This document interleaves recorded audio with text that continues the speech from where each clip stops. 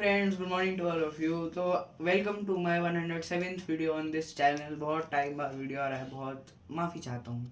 आज मैं आपके लिए लाया हूँ बायोलॉजी का एक बहुत तगड़ा टॉपिक जिसका नाम है इकोसिस्टम। चलो फिर बिना देरी करे हुए शुरू कर देते हैं। इकोसिस्टम दोस्तों एक ऐसा सिस्टम, एक ऐसा एलिमेंट है अर्थ का, लिथोस्फीयर का, मतलब लैंड एरिया का, जो कंप्राइज करता है the living population of living beings. जैसे कि हम हो गए, एनिमल्स हो गए, प्लांट्स हो गए, क्योंकि यही तीन होते हैं बायोटिक कंपोनेंट्स। अब इकोसिस्टम में आगे चले तो ecosystem comprises of two components, हम और नॉन लिविंग थिंग्स, मतलब बायोटिक और एबायोटिक कंपोनेंट्स। चलो फिर थोड़ा बायोटिक और एबायोटिक कंपोनेंट्स के बारे में थोड़ा सा जान लेते हैं। बायोटिक कंपोनेंट्स जो होते हैं गाइस, उनका जो कैटेगराइजेशन है वो 3 पॉइंट्स में होता है: प्रोड्यूसर्स, डीकम्पोजर्स और कंज्यूमर्स। चलो इनके बारे में थोड़ी सी इंफॉर्मेशन ले लेते हैं। प्रोड्यूसर्स दोस्तों ऑटोट्रॉफ्स, प्लांट्स इनका सबसे बेस्ट एग्जांपल है, क्योंकि plants prepare their own food. Basically मतलब ये हुआ कि living beings that prepare their own food and live by themself. फिर आते हैं हमारे कंज्यूमर, मतलब हेट्रोट्रॉफ्स। ये ऐसे जानवर जो कभी अपना फूड प्रिपेयर कर ही नहीं पाए, ये इतने इंटेलिजेंट कभी हुए ही नहीं, था ही नहीं इनके अंदर। तो गाइज ये दोस्तों प्लांट बेस्ड फूड में या एनिमल बेस्ड फूड में रिलाई करते हैं। इनका सबसे बढ़िया एग्जाम्पल है हम, या फिर अदर जानवर, other animals like cats, dogs etcetera. Even stray animals are very good consumers. फिर आते हैं decomposers, cleaning agents of environment, rhizobium bacteria, जो नाइट्रोजन को उधर सॉइल से प्लांट की ओर को एक नाइट्रोजनस फॉर्म में प्रोड्यूस करके वापस प्लांट को भेज देता है, मतलब पेरेंट प्लांट को।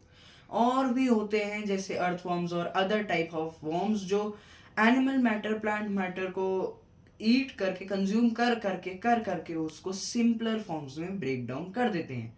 And these simpler forms get mixed into the soil very easily, but they take a lot of time. इन कंपोनेंट्स को दोस्तों हम बायोडिग्रेडेबल कंपोनेंट्स कहते हैं। प्लास्टिक इनमें नहीं आता है। फिर हम थोड़ा सा आगे चलें तो ये और 3 कैटेगरीज में कंप्राइज हो जाते हैं according to the food range of eating. Eating की रेंज में 3 पॉइंट्स में कैटेगराइज हो जाते हैं। पहला है हर्बीवोर, दूसरा है कार्निवोर और तीसरा है ओमनीवोर। अब आप लोगों को तो पता ही होगा हर्बीवोर, कार्निवोर और ओमनीवोर होते क्या हैं, तो मैं इसकी बात नहीं करूंगा, रहने दो। फिर हम आते हैं दोस्तों abiotic components of the ecosystem. Abiotic components जैसे कि हवा, climate, weather, sunlight, wind etcetera. चलो थोड़ा इनके बारे में और जान लेते हैं। सनलाइट दोस्तों एक बहुत इंपॉर्टेंट फैक्टर है जो प्लांट को ग्रो करने में मदद करता है। इवन ह्यूमन फैक्टर इंडस्ट्रियलाइजेशन के लिए काफ़ी इंपॉर्टेंट। सोलर एनर्जी से जो इलेक्ट्रिसिटी प्रोड्यूस होती है वो काफ़ी ज़्यादा फायदेमंद है, बिकॉज ये बहुत अच्छा है, बेनिफिशियल है बोकारो, भिलाई और दुर्गापुर, जमशेदपुर जैसे मैन्युफैक्चरिंग सेंटर्स, जहाँ पे पोल्यूशन काफ़ी ज़्यादा देखने को मिल रहा है, मतलब pollution is on the rise. Sunlight में दोस्तों वर्ल्ड का मोस्ट सनलिट एरिया गाइस है यूमी। ये है एरिजोना, साउथ अमेरिका में। यहाँ दोस्तों एवरेज दिन में 11 घंटे सनलाइट रहती है समर्स में और 13 आवर्स इन विंटर। इसका मतलब ये हुआ कि लोगों को यहाँ पर 4015 आवर्स ईयर मिलती है सनलाइट। दोस्तों यहाँ देख लो भाई, यहाँ इनको वॉशिंग मशीन की ज़रूरत ही नहीं है, क्योंकि यहाँ कपड़े तो वैसे ही सूख जाते हैं, है ना। यहाँ इंडिया की बात करें, वेल लिट सनलाइट के वेल लिट एरियाज जो हैं वो है राजस्थान का थार डेजर्ट, गिर फॉरेस्ट, रैन ऑफ कच्छ, क्योंकि ये एक कच्छ का रैन है। यहाँ पे बेसिकली डेजर्ट है सॉल्ट की, तो यहाँ पे पानी जो है इजीली इवेपोरेट होकर सॉल्ट बन जाता है, मतलब कॉमन सॉल्ट बन जाता है। फिर आते हैं दोस्तों विंड। विंड भी दोस्तों काफ़ी इंपॉर्टेंट फैक्टर प्ले करता है पूरी दुनिया के, और मतलब पूरे अर्थ के इंडस्ट्रियलाइजेशन और लिविंग में। यहाँ दोस्तों विंड के जो एरियाज हैं वो काफ़ी ज़्यादा है इंडिया में, बट जो ये नई टेक्नोलॉजी है वो अभी थोड़ा सा टेस्टिंग में चल रही है, अभी पूरा डेवलप नहीं हुआ है विंड की इंडस्ट्री। अब जो नेदरलैंड्स है वो दुनिया का वो है सबसे बड़ा है विंड एनर्जी का प्रोड्यूसर और कंज्यूमर। और इंडिया में दोस्तों कई वेल विंडी एरियाज हैं, जैसे कि कोस्ट ऑफ मालाबार, कोरोमंडल जिसको हम छोलामंडलम भी कहते थे 1900s के एरा में, and northern Circars of Orissa, West Bengal का जो माउथ ऑफ गंगा है वहाँ पर काफ़ी अच्छा विंड का सोर्स है। हल्दिया में एक विंड पावर जनरेशन प्लांट भी खुला है। फिर आते हैं दोस्तों क्लाइमेटिक कंडीशंस। क्लाइमेटिक कंडीशंस भी काफ़ी ज़्यादा रोल प्ले करती हैं ह्यूमैनिक पॉपुलेशन में। ये दोस्तों ज्योग्राफी में आप लोगों ने पढ़ा होगा कि पॉपुलेशन डेंसिटी डिस्ट्रीब्यूशन में काफ़ी क्लाइमेट मदद भी करता है और काफ़ी ज़्यादा इफेक्ट भी करता है।